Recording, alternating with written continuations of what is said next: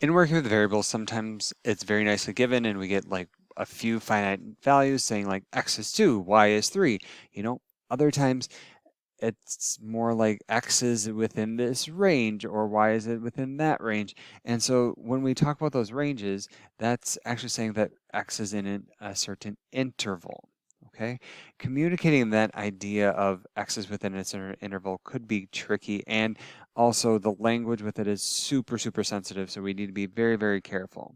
Okay, so with interval notation, with these intervals, we communicate them with very specific notation as well. Okay, so the language is tricky, and also the notation that mathematicians use can be a little tricky. Okay, so the first this chart here, I'll maybe zoom out so we can see it a little bit better, contains almost all of the intervals that we'll see. There is one more that that I'll mention at the end here.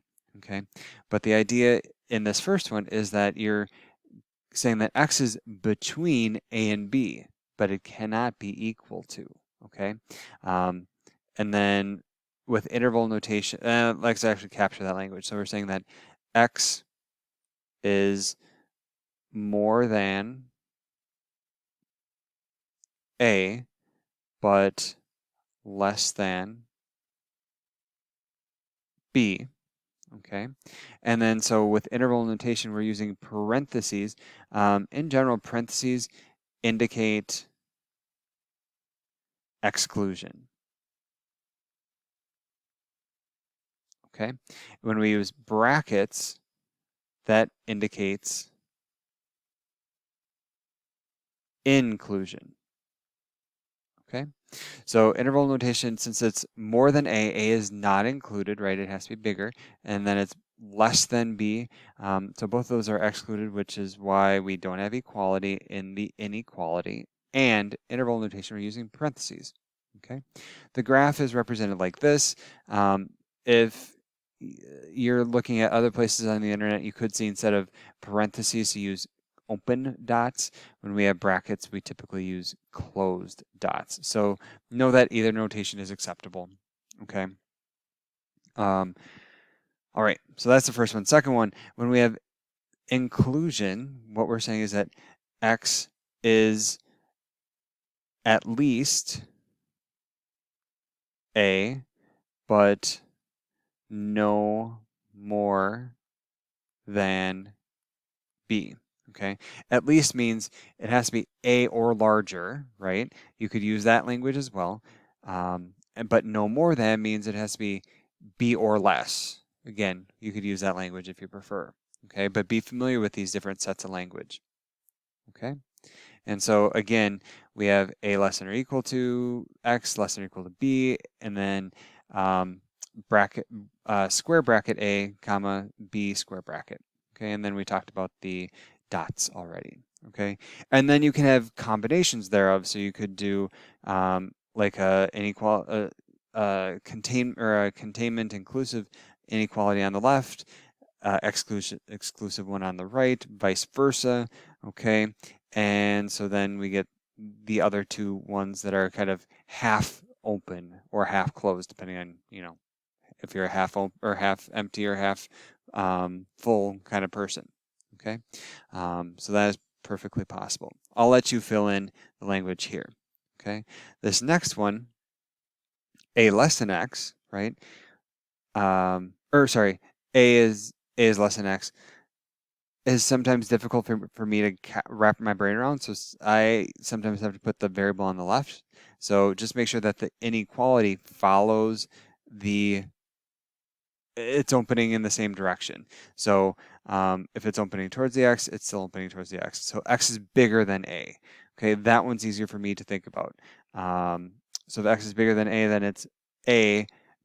It's larger than a. It's to the right of a, which is what my diagram is saying. Okay, so I'm saying here that x is larger than a. And again, this next one, same idea. Just communicating inclusion.